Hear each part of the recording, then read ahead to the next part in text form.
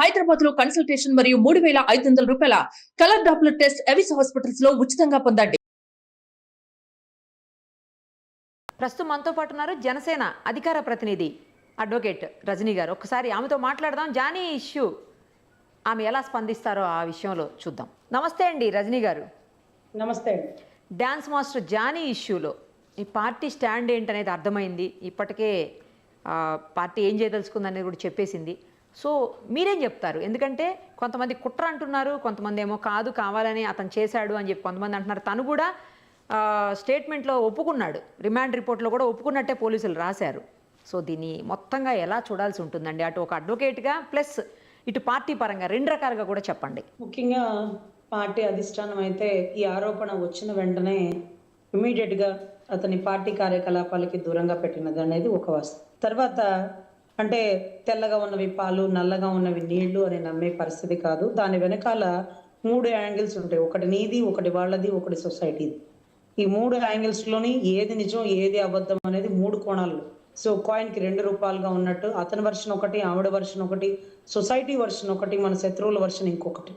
ఇలా కూడా ఉండే అవకాశాలు ఉన్నాయి.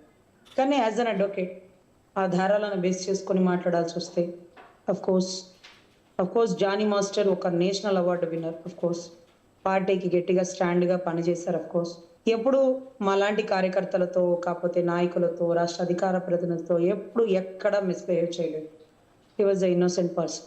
ఎవరిని పట్టించుకోడు. పార్టీ పనేదో చేసుకుంటారు, వెళ్ళిపోతారు. పిఠాపురంలో గ్రౌండ్ లెవెల్ నుంచి పార్టీని పటిష్టవంతం చేస్తూ అన్ని చోట్ల, నాట్ ఓన్లీ పిఠాపురం, అన్ని చోట్ల వచ్చింది.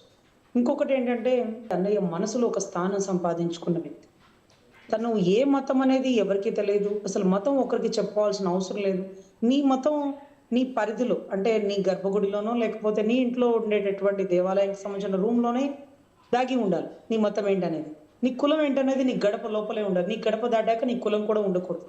సో బయటకు వచ్చేటప్పుడు your A society human being as an India, secular country కదా.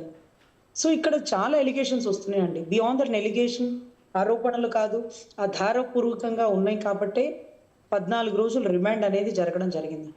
ఈ ఆధారాలు ఏంటి అంటే వాయిస్ మెసేజెస్, లేకపోతే వాట్సాప్ చాట్స్, లేకపోతే ఓపెన్గా జరిగినటువంటి గొడవలు. అంటే మీడియాకి సంబంధించో లేకపోతే డాన్స్ అసోసియేషన్కి సంబంధించో ఇమ్మీడియట్గా ఒక నేషనల్ అవార్డు విన్నర్ని సస్పెండ్ చేయాలి అంటే ఎంత గ్రౌండ్ ప్రిపేర్ చేసుకుని ఉంటారో వారికి కొద్దిగా అవగాహన ఉంటుంది. రేపటి రోజు అతను డిఫార్మేషన్ వేస్తాడు, పరువు నష్టం వేస్తాడు. నా పరువు తీసేశారు, నా మీద అభియోగాలు మోపేశారు, ఆరోపణ చేస్తారంటూ. అలాంటి అవకాశం ఉందా? డ్యాన్స్ అసోసియేషన్ వాళ్ళతో మేము మాట్లాడడం జరిగినప్పుడు ఈ కేసుకు సంబంధించిన ఫ్యాక్ట్స్కి చాలా గ్రౌండ్ వర్క్ చేశారు. అంటే ఇక్కడ దాంట్లో ఓపెన్గా రాజకీయమా, కుట్రకోణమా, గతంలో గొడవలు మాకు తెలియదు. కానీ పుష్ప 2 సినిమా షూటింగ్ జరుగుతుండగా ఆ అమ్మాయి కొరియోగ్రాఫర్ ఎవరైతే ఉన్నారో అమ్మాయితో గొడవ పడి నన్ను బయటికి వచ్చేయమని, అక్కడ భయంకరమైన గొడవ జరిగిందని వాళ్ళు సస్పెండ్ చేస్తూ డ్యాన్స్ అసోసియేషన్కి సంబంధించిన ఒక టీం వాళ్ళు దాంట్లో ఒక గ్రౌండ్స్ రాసి, మేము వాట్సాప్ మెసేజ్ను చూసే పరిగణనలోకి తీసుకోలేదండి.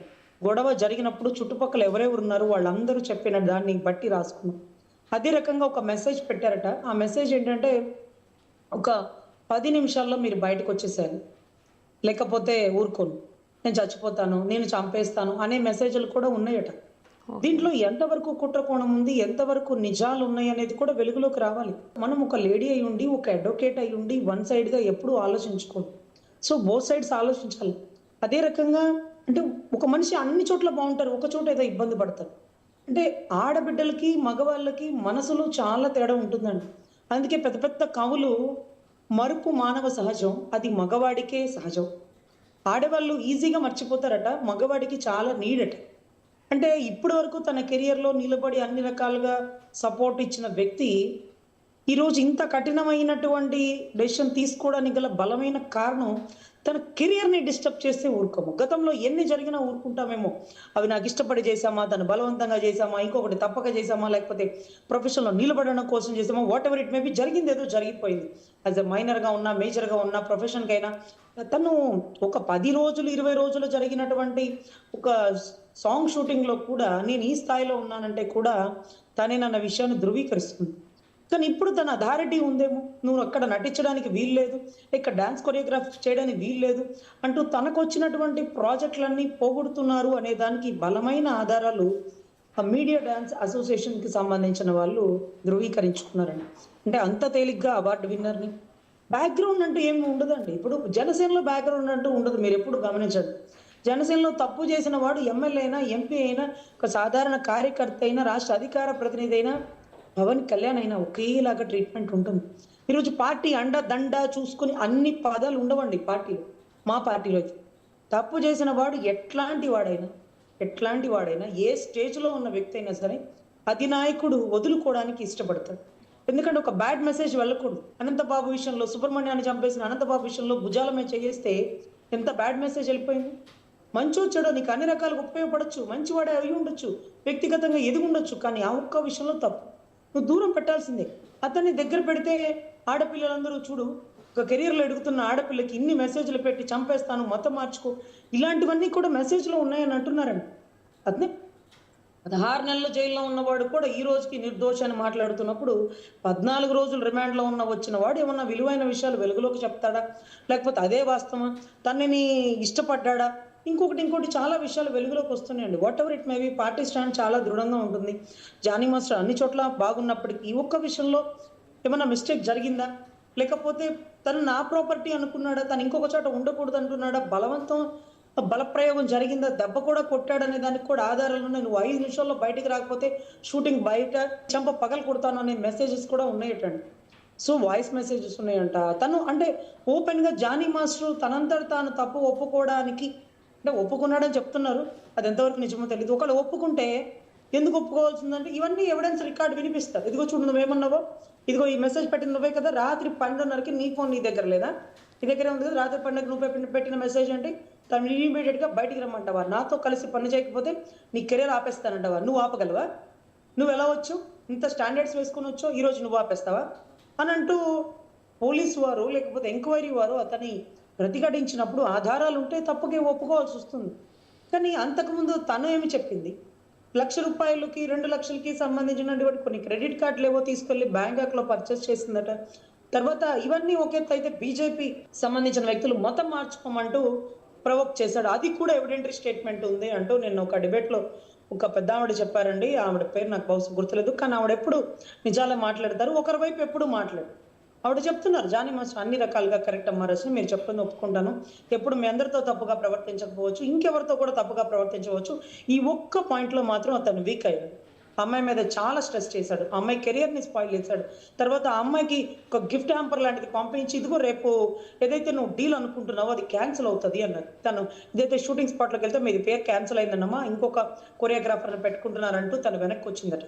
సో దాని తర్వాత ఎందుకు నన్ను ఇంత టార్చర్ చేస్తున్నావు, నేను నిన్న పెళ్లి చేసుకోను, నాకు ఇష్టం లేదు, నేను నా కెరియర్లో సెటిల్ అవ్వాలి, మరి అప్పుడు ఎందుకు తిరిగావు, అప్పుడు ఎందుకు వెళ్ళావు, మరి చేసుకుంటాను ఎందుకు చెప్పావు, ఈ డిస్కషన్ ఏమన్నా ఒకవేళ జరిగి ఉంటుందేమో త్రూ ఆన్ రికార్డ్స్ అంటూ పెద్ద ఆవిడ మాట్లాడారు. తర్వాత మొన్న మధ్య మాధవీలత గారు ఇచ్చినటువంటి స్టేట్మెంట్ కూడా చూసాం. మరోవర్ ఎక్కడ తప్పు జరిగితే అక్కడే తప్పు. సో 100 రకాలుగా గ్రౌండ్స్లో గుడ్ అయి ఉండొచ్చు, ఒక్క రకంలో బ్యాడ్ అయి ఉండొచ్చు. సో గతంలో చేరిన గుడ్డును వదిలేసి ఒక్క బ్యాడ్ని పట్టుకుని ఉండొచ్చు, తన కెరియర్ మొత్తం స్పాయిల్ అయిపోయి ఉండొచ్చు. కానీ ఈ విషయంలో చాలా జాగ్రత్తగా ఉండాలి. ఆడబిడ్డలు నో అంటే అది ఏ స్టేజ్లోనైనా నోనే, అది వకీల్ సాబులో అన్నయ్య చెప్పినా, జనసేన పార్టీ అధ్యక్షుడిగా చెప్పినా, లేకపోతే ఒక పిఠాపురం ఎమ్మెల్యేగా చెప్పిన, ఒక డిప్యూటీ సీఎంగా చెప్పినా, ఇమ్మీడియట్గా అతని వర్షన్ కూడా వినకుండా ఇమ్మీడియట్గా పార్టీ కార్యకలాపాలకి దూరంగా ఉండమని. తర్వాత అతను ఇంతవరకు మీడియా ముందుకు వచ్చింది లేదు, మాట్లాడింది లేదు. 14 రోజులు రిమాండ్ తర్వాత బయటకు వచ్చి ఏ స్టేట్మెంట్ ఇస్తారా అని అందరూ ఎదురు చూస్తున్నారు. What ever it may be, ఆరోపణలు అనేవి ఏదైతే అతన్ని సస్పెండ్ చేయడానికి పెట్టిన ప్రతి ఆరోపణ అన్నయ్య దృష్టికి కూడా పెట్టి ఉంటారు. అన్నయ్య దృష్టికి స్వయాన పంపించి ఉంటారేమో బహుశా ఈ మెసేజ్లన్నీ. ఎందుకంటే నాకు ఆ పెద్ద ఆవిడ మీద చాలా నమ్మకం అండి. ఎందుకంటే ఆవిడ ఒకరి కోసం చేసే మనిషి కాదు, మోరోవర్ పర్ఫెక్ట్గా మాట్లాడతారు. ఆవిడ చెప్పింది మేము కళ్ళతో చూసామమ్మా, అబద్ధం నేను చెప్పను, మీకు తెలుసు. వాట్సాప్ మెసేజ్లు ఉన్నాయి, 5 నిమిషాల్లో బయటికి రాకపోతే చెంప పగలు కొడతానని ఉన్నాయి, నన్ను పెళ్లి చేసుకోవాలంటే మతం మారాలని ఉంది. తర్వాత ఓపెన్గా అతను కూడా ఒప్పుకున్నాడంటూ బయటకు వచ్చిన కొన్ని చోట్ల అది ఎంతవరకు తెలియదు. సో మోరోవర్ వాయిస్ మెసేజ్లు కూడా ఉన్నాయట. సో రాజకీయం ఉంటుందంటే నేను ఒప్పుకోను, అన్నయ్య సపోర్ట్ తీసుకుని చేశారంటే నేను ఒప్పుకోను. కానీ అతను నేషనల్ అవార్డు విన్నర్, అందులోనూ అతను తిరు సినిమా మూవీలో ఒక సాంగ్ అండి, మేఘం అనే ఒక సాంగ్లో డ్యాన్స్ కంపోజ్ చేసినందుకే అతను నేషనల్ అవార్డు వచ్చింది. మోరోవర్ అతను బుట్టబొమ్మ సాంగ్లో కూడా ఎక్కడ అసభ్యత అశ్లీలత లేకుండా చాలా ఈజీ స్టెప్ ఆఫ్ వేలో ప్రజలకి బాగా అట్రాక్ట్ అయ్యే విధంగా చేయగలుగుతాడు. చాలా షార్ట్ పీరియడ్ కాదు, చాలా లాంగ్ పీరియడ్లోనే చాలా కష్టపడి నిలబడ్డాడు. సార్ వాళ్ళ మిస్సెస్ని మోసం చేశారా, ఇంకొక అమ్మాయిని పెళ్లి చేసుకోవాలనుకుంటున్నారా, వాళ్ళ మిస్సెస్ కూడా చాలా సార్లు చెప్పి చూసారా, ఆవిడకే చెప్పారా, అతనికే చెప్పారా, ఏదో భయంకరమైన డిస్కషన్ అయితే జరిగిందండి. దీంట్లో 2 కోణాలు ఆలోచించాలి. అమ్మాయి వర్షన్ విన్నాము, తర్వాత అతని వర్షన్ కూడా వినాలా. కానీ ఒకటి, పుష్ప సినిమా 2లో జరిగినటువంటి రచ్చ ఆధారం బేస్ చేసుకొని తర్వాత ఆవిడకి ఝాన్సీ గారు మీడియా ముఖంగా చెప్పడం కూడా ఒక ప్రొడ్యూసరు ఆవిడకి వర్క్ కల్పిస్తానన్నారట. ఒక పెద్ద హీరో, బడా హీరో ఆవిడ వెనకాల నిలబడ్డారట. మరి ఇంకా అంటే వాళ్ళు వీళ్ళే మాకు తెలియదు, కానీ పుష్ప 2లో మాత్రం అమ్మాయికి ఆపర్చునిటీ అయితే ఉంటుంది. పుష్ప 2లో మరి ఇతను కొరియోగ్రాఫర్గా ఉంటారో లేదో మాకు తెలియదు. బట్ అయితే సుకుమార్ గారు లేకపోతే అల్లు అర్జున్ గారు వీళ్ళిద్దరూ సపోర్ట్ చేశారంటూ బయటకి చాలా కథనాలు వస్తున్నాయి. ఆవిడ చెప్పడం కూడా ఒక మంచి ప్రొడ్యూసర్ వర్క్ ఇప్పించారన్నారట. అంటే వర్క్ భరోసా, అంటే ఇంత కష్టపడి తను కెరియర్లో సెటిల్ అయ్యి అన్ని ప్రాజెక్టులు అతను చెడగొట్టేస్తుంటే నీకేం భయం లేదమ్మా, నేను ఒక మంచి ప్రాజెక్ట్స్ ఇస్తాను అంటూ ఒక ప్రొడ్యూసర్ తనకి భరోసా ఇచ్చారు. నీకేం కాదమ్మా, స్టూడియోలోనే సెట్టింగ్లోనే డ్యాన్స్ టైంలోనే ఇలా గలాటా చేశాడు, నీకెందుకు నేను వెనకాల నేను ఉంటానంటూ ఆ పుష్ప హీరోని ఒకళ్ళ సపోర్ట్ ఇవ్వచ్చు. What ever it may be, ఏది జరిగినా ఎవిడెంటరీలో కోర్టులో ప్రొడ్యూస్ చేస్తారు. 14 రోజుల తర్వాత బెయిల్ వచ్చిన తర్వాత అతని వర్షన్ వింటారు, 2 కోణాలు ఆలోచిస్తారు. రజనీ గారు, అసలు బెయిలే రాదు, పోక్సో చట్టాన్ని పెట్టారు కాబట్టి, పోక్సో యాక్ట్ కింద వెళ్ళింది కాబట్టి కేసు, అసలు బెయిలే రాదు, 6 నెలల వరకు లోపలనే ఉండాలని చెప్పేసి కొంతమంది మాట్లాడుతున్నారు. అలా ఉంటుందా పోక్సోలో? పోక్సోలో ఉంటుందండి. పోక్సో చట్టమే అటువంటిది. మైనర్గా ఉన్నప్పుడు ఏమీ తెలియనప్పుడు జరిగేటటువంటి తప్పది. కానీ మైనర్ నుంచి మేజర్ స్టేజ్కి వెళ్ళిపోయి తన కెరియర్ని డెవలప్ చేసుకొని అడుగడుగున తన పేరే జపిస్తున్న వ్యక్తికి పోక్సో ఎంతవరకు అప్లికేబుల్ అవుతుంది అంటే చాలా మంది అడ్వకేట్లు పోట్లాడేయచ్చు. మైనర్గా ఉన్నప్పుడు చెప్పలేకపోయింది, ఇప్పుడు తన కెరియర్ని డిస్టర్బ్ చేస్తున్నాడు కాబట్టి మైనర్ నుంచి నన్ను ఇబ్బంది పెట్టాడంటూ చెప్పచ్చు. బట్ దీంట్లో కేసుకు ఉండేటటువంటి బలాబలాలు కూడా విచారణ జరుగుతుంది. మోరోవర్ ఆర్గ్యుమెంట్స్ మీదే బెయిల్ కన్ఫర్మేషన్ అవుతుంది. పోక్సో అప్లికేబుల్ అవుతుందా అవదా అంటే లిమిటేషన్ పీరియడ్ ఉంటుందండి, ఒక 6 ఏళ్ళు 7 ఏళ్ళు టైం పీరియడ్ ఉంటుంది.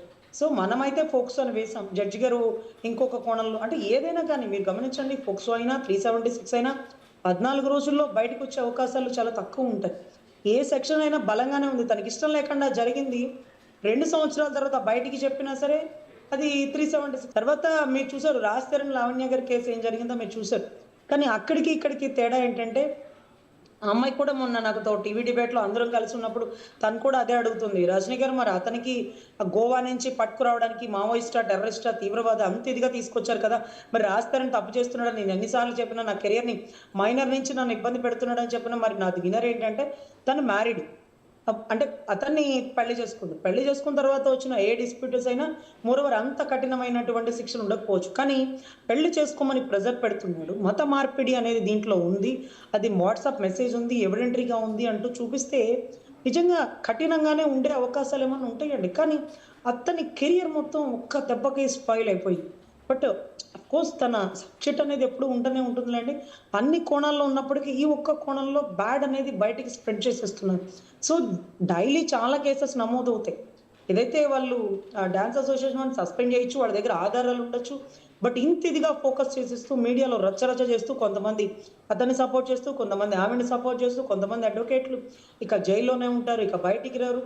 ఇవంతా కూడా మొన్న ప్యానెల్లో అండి, టీవీ ప్యానెల్లో బాలాగారిని అడ్వకేట్ అయితే ఆయన చెప్తున్నారు ఏకంగా ఆ పవన్ కళ్యాణ్ అండదండ చేసుకున్నారు, లేకపోతే అదేంటది పవన్ కళ్యాణ్ గారు 3 పెళ్లిళ్ళు చేసుకున్నారు కదా, ఆయన బట్టల్లోనే వెళ్ళారు.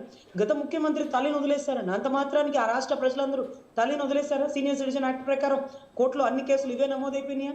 సో ఒక అధినాయకుడు ఎలా ఉన్నాడు, అధినాయకుడు బట్టి అంటే అధినాయకుడు కాంపన్సేషన్ కట్టి చట్టపరంగా విడాకులు తీసుకున్నాడు. ఇలాంటి తప్పు అధినాయకుడు చేయమండు, ఇలాంటి తప్పు అధినాయకుడు దృష్టిలో జరిగితే ఇమ్మీడియట్గా యాక్షన్ తీసుకుంటాడు. అతని వర్షం వెండు, మీడియా ముందు కూడా అతనికి సపోర్టు చేయడు. సో మోరోవర్ ఇక్కడ జరిగేది ఒక్కటేనండి, తప్పు చేసిన వారు ఎవరికైనా ఈక్వల్ పనిష్మెంట్. దాంట్లో పవన్ కళ్యాణ్ గారు ఏమాత్రం ఉపేక్షించరు. అది ఆడపిల్లకి నిజంగా అన్యాయం జరిగింది, లేకపోతే నిజంగా మత మార్పిడి ప్రెజర్ ఎక్కువ ఉంది, లేకపోతే పెళ్లి చేసుకోమన్న ప్రెజర్ ఎక్కువ ఉంది, అలా అంటే అమ్మాయికి ఇష్టం లేనప్పుడు నువ్వు ప్రెజర్ పెట్టకూడదు, ఇది కరెక్ట్ కాదు అని అన్నయ్య అతనికైనా చెప్తారండి. రైట్ అండి, విల్ సీ ఏం జరుగుతుంది అనేది. థ్యాంక్ యూ అండి, థ్యాంక్ యూ సో మచ్.